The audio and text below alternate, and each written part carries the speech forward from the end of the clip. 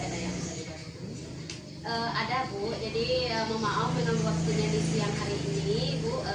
Awal ini saya akan mewawancara Ibu berkaitan dengan bagaimana seorang pemimpin dalam mengambil sebuah keputusan yang berlandaskan atas 3 prinsip, 4 paradigma, dan 9 pengujian keputusan. Apakah Ibu ada waktu? Alhamdulillah tersedia untuk direkam dengan senang hati. Ya, baik, terima kasih Ibu. Pertama sekali yang ingin kami tanyakan di sini, selama ini bagaimana Ibu dapat mengidentifikasi kasus-kasus yang merupakan dilema etika atau bujukan moral? Biasanya orientasi pertamanya itu pada adanya aturan yang berlaku.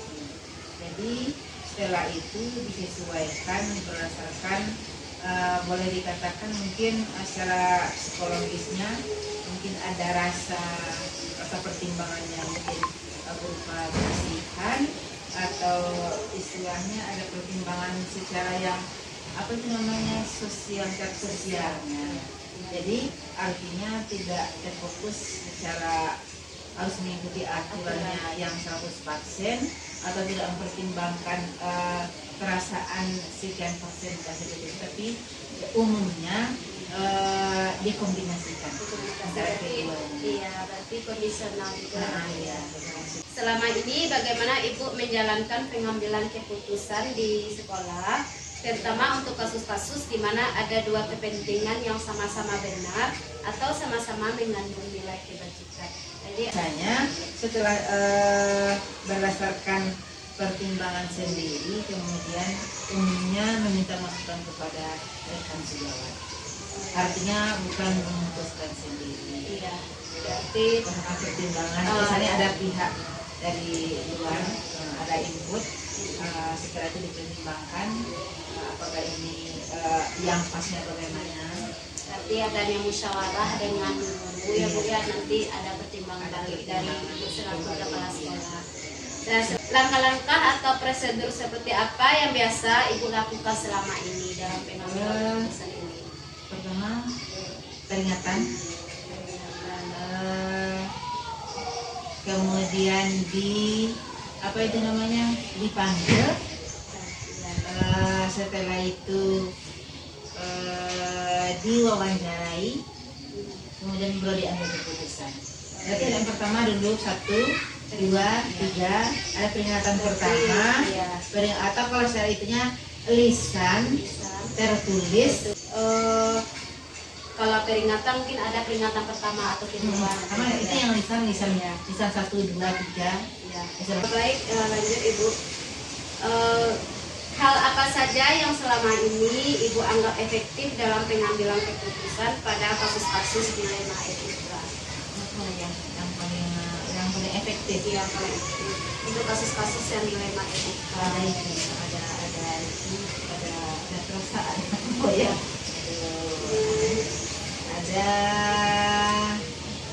Ada aturan, ada pesan moral. Apa tuh ya? Istilahnya tidak 100% harus begini. Ada perasaan. Kalau ini aturannya harusnya setiap pegawai itu datang jam 7:30. Jadi kebetulan Bu Leti dari Lubuk Sikaptiang, tapi tentu dengan apalagi mungkin kondisinya hujan atau kondisinya sedang punya anak kecil, di sana. Hal-hal apa saja yang selama ini merupakan tantangan dalam pengambilan keputusan pada kasus-kasus dilema etika? Tantangan kebiasaan yang telah terjadi. Oke, kebiasaan yang norma yang telah ada. Norma itu payah, Mbak. Iya, payah. Norma yang telah berjalan, yang telah mendarah daging. Kebiasaannya, apalagi kita mungkin baru di tempat yang baru, berarti sedikit banyaknya Bu ya awak yang membiasakan jadinya kan. Harusnya tidak. Lanjut Ibu, apakah Ibu memiliki sebuah tata kala atau jadwal tertentu dalam sebuah penyelesaian kasus dilema etika? Apakah Ibu langsung menyelesaikan di tempat atau memiliki jadwal tertentu sehingga bentuk atau prosedur seperti apa yang akan Ibu jelaskan? Harusnya setiap masalah itu harus ada jadwalnya. Ada jadwal ya. Yang pertama, yang pertama harus disterilisasi dulu. Iya. Panggilan 1, 2, 3. Bisa. Jadi panggilan 1 dulu. Terus kemudian panggilan 2, terus panggilan 3. Jadi istilahnya tergantung situasinya lah. Ya, kembali lagi ya situasional. Terus lanjut Ibu, adakah seseorang atau faktor-faktor apa yang selama ini mempermudah atau membantu Ibu dalam pengambilan keputusan dalam kasus-kasus dilema etika? Ada umumnya bukan seseorang, tapi umumnya banyak. Banyak ya. Banyak. Dengan faktor X-nya banyak. Faktor X-nya. Iya. Pertimbangan terlalu. Kalau diputuskan A, mungkin pertimbangannya B atau B plus, jadi otomatis kalau ini A, jadi larinya mungkin jadi B plus. Istilahnya komit kita yang sebenarnya hal itu terjadi karena kita mungkin orang baru di sini, jadi harus kita memperhatikan. Jadi kalau diikuti aturan sebelumnya, jadi nanti dampaknya mungkin beresiko terjadi sebelumnya. Jadi kita harus Berarti intinya banyak faktor yang harus seorang pemimpin mengambil keputusan. banyak faktor yang harus diperhatikan.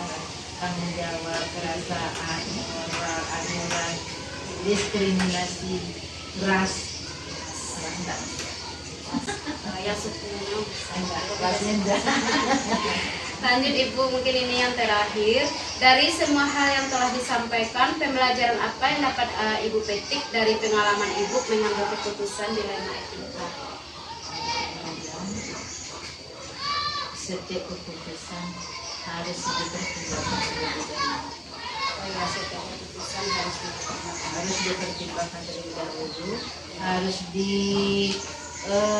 matangkan terlebih dahulu baru diambil keputusan. Berarti dicerna secara cerna terlebih dahulu baru diputuskan. Oh, Bu Leti ini orangnya pemalas, sering gampang lambat, sering pulang cepat, sering dan lain sebagainya. Jadi berdasarkan pengalaman lapangan, temuan 1, temuan 2, temuan 3, kemudian baru diambil keputusan.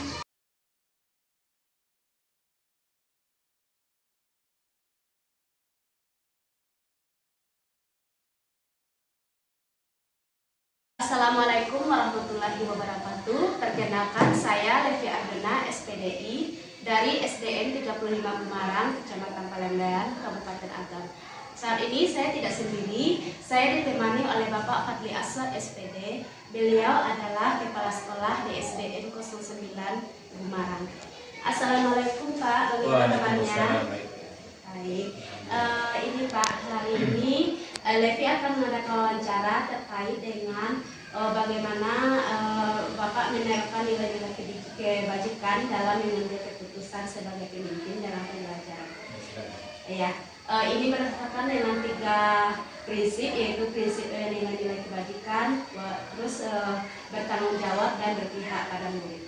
Baik, yang pertama Pak, selama ini bagaimana Bapak dapat mengidentifikasi kasus-kasus yang merupakan dilema etika atau bujukan moral? Terima kasih atas pertanyaan dari saudara Levi. Sebagaimana yang kami laksanakan di sekolah, bagaimana melihat etika anak-anak ini, pertama dari kebiasaan mereka datang pertama di sekolah, membiasakan mereka bersalaman dengan guru. Dan itu kalau ada setiap waktu salat masuk itu dilaksanakan salat berjamaah dan selalu diakhiri dengan kultum dan itu pembiasaan. Oh ya, berarti adanya nilai-nilai yang ditanamkan kepada anak Pak yang membentuk etika mereka. Nah, selanjutnya Pak, bagaimana Bapak menjalankan keputusan di sekolah? Misalnya ada kasus-kasus di mana ada kedua kepentingan yang sama-sama benar atau sama-sama mengandung nilai kebajikan. Misalnya ada kasus guru atau murid, kasusnya ini sama-sama benar atau sama-sama mengandung nilai kebajikan. Bagaimana Bapak memutuskannya? Jadi bulan yang lalu itu sebelum ANBK satu guru kelasnya mengatakan hari ini besok kalian hari ini ibu bantu dengan nanti ya. Besok bagi yang belum ada tolong dibantu. Jadi di besoknya pagi ada orang tua murid yang mungkin salah terima atau komunikasi dengan anak, dia marah-marah, maka kami komunikasikan dulu. Orang tua yang itu bukan langsung dikonfrontasikan dengan gurunya, langsung berhadapan dengan saya perlu jelaskan begini, oh begitu Pak. Setelah dia paham, baru diinformasikan kepada guru belum puas juga, nanti oke, bagaimananya kita pahaskan. Sebenarnya salah komunikasi biasa, tapi kita komunikasi dengan baik, dengan santun. Mungkin orang tua itu dia marah-marah, kita faktor ekonomi di rumah atau faktor kondisi, jadi kita informasikan pula pada guru supaya jangan mengambil hati kalau guru orang tua marah-marah, biasa saja. Harus ada komunikasi efektif ya Pak ya, agar tidak terjadinya salah. Jangan menyalahkan, tapi membenarkan keduanya, tapi jangan dikonfrontasikan. Yang salah benar sama merasa benar keduanya itu akan susah jadi temunya, karena merasa benar. Tapi kalau ada yang merasa salah, oh sudah ternyata yang kemarin dulu, oh iya ini salah kami Pak, karena tidak melayani orang tuanya dengan baik. Orang tua juga merasa salah.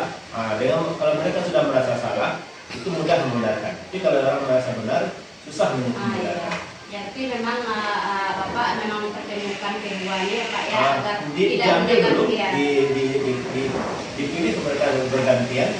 Setelah dia tahu posisi salahnya keduanya, bukan sisi benarnya. Benarnya dia pasti benar, merasa benar. Tapi kalau merasa benar dipertemukan, tidak akan bertemu kebenaran. Tapi kalau merasa salah, akan bertemu kebenaran. Alhamdulillah masalah terselesaikan. Alhamdulillah. Jadi langkah-langkah atau prosedur seperti apa yang biasa Bapak lakukan selama ini dalam pengambilan keputusan? Biasanya kalau di setiap keputusan itu tentu berawal dari musyawarah yang telah diadakan. Jadi berdasarkan musyawarah yang telah disepakati, kita sepakat ini, maka kita laksanakan. Kalau keputusan, kalau ada yang melanggar, kita kembalikan kepada mereka. Jadi penilaian refleksi bagi guru-guru atau personil sekolah, bukan langsung vonis and punishment dari kepala sekolah, enggak. Berikan kepada mereka dulu. Kalau dia mereka merasakan bersalah, biasanya sanksinya begini, ya dia terima, dia laksanakan sendiri. Iya, berarti pentingnya musyawarah ya Pak ya, walaupun mungkin secara pemimpin Bapak sudah pasti bisa saja, tapi tidak kurang efektif maksudnya memberikan langsung punishment, walaupun itu sudah merupakan keputusan. Iya, luar biasa sekali Pak. Jadi hal-hal apa saja yang selama ini Bapak anggap efektif dalam pengambilan keputusan pada kasus-kasus yang dilema etika seperti tadi? Biasanya kalau yang di sekolah, keputusannya itu jangan langsung diambil saat terjadi masalah. Biarkan beberapa saat atau beberapa waktu diambil, diredakan dulu. Diambil di sisi kedua sisi yang bermasalah, jangan pertemukan, jangan konfrontasikan. Ambil satu sisi yang kedua satu sisinya tenang, nanti dia dicari solusinya. Cari mana benarnya, karena mereka benar keduanya. Tapi jangan cari benar, cuma tanya salahnya apa itu mana kira. Karena di sini apa salahnya kira. Setelah dia mereka mengaku kesalahannya itu, kita cari kebenarannya. Dia akan bertemu sendiri kebenarannya. Oh ya, saya terlalu cepat mengambil keputusan. Oh juga gitu, saya terlalu tidak menanya sama guru, lalu sudah menanya sama berdasarkan pernyataan murid saja. Jadi sehingga mereka mudah saja, tidak perlu lagi dikumpul, ditenangkan, dia akan tenang sendiri. Iya, ada kesadaran dirinya ya. Kesadaran diri lebih mudah ketemunya daripada disadarkan. Karena mereka menyadarkan orang yang sudah ada itu susah itu. Kalau kesadaran diri berasal dari dalam diri, kalau disadarkan kan dari luar. Lanjut, hal apa saja yang selama ini merupakan tantangan Bapak dalam mengambil keputusan seperti kasus yang tadi yang termasuk dilema etika? Jadi apa saja tantangannya? Pertama mungkin karena kita di sekolah baru di sekolah yang baru 1 tahun, itu bagaimana karakter masing-masing guru atau bagaimana karakter orang tua, secara umum kita belum paham.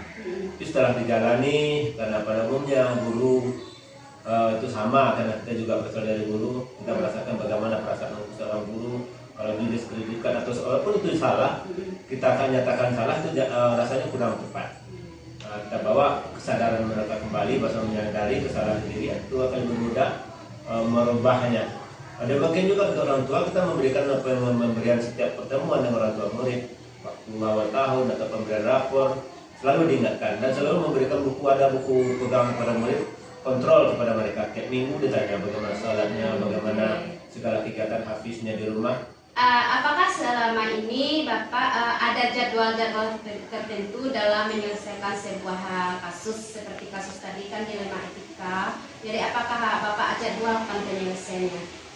Kalau itu yang jelas terjadwal setiap kegiatan harian itu kan sehingga mereka menyadari kekurangan dan kelemahan. Sehingga kelemahan dan kekurangan itu menjadi kekuatan bagi mereka untuk selanjutnya.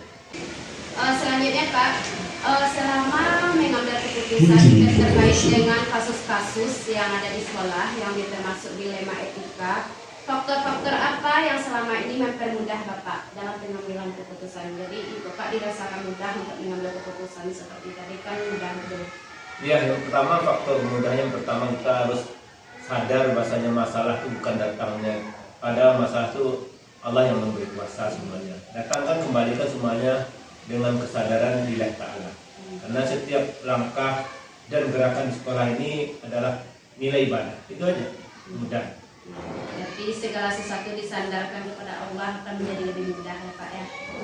Ya ini yang terakhir Pak, dari semua hal yang telah disampaikan, pembelajaran apa yang dapat kita petik atau dari pengalaman Bapak mengambil keputusan, apalagi Bapak menjadi kepala sekolah ini kan sudah lumayan banyak. Jadi pelajaran apa biasanya yang Bapak petik? Yang jelas setiap masalah pasti ada benar. Itu aja. Kita tidak ada masalah, hidup itu perlu tantangan. Hidup itu dengan bermasalah. Dengan banyak masalah makin hidup itu makin indah. Berwarna indah, tapi jangan jadikan masalah itu jadi beban. Jadikan itu suatu kegiatan kita yang bisa mempermudah kegiatan siap untuk masa yang akan datang. Karena hari ini mudah, mungkin hari akan datang lebih susah lagi. Tapi dengan banyak masalah bukan artinya kita mudah menyelesaikan masalah, enggak. Tapi dengan banyak masalah kita lebih kaya hidup kehidupan kita untuk masa yang akan datang.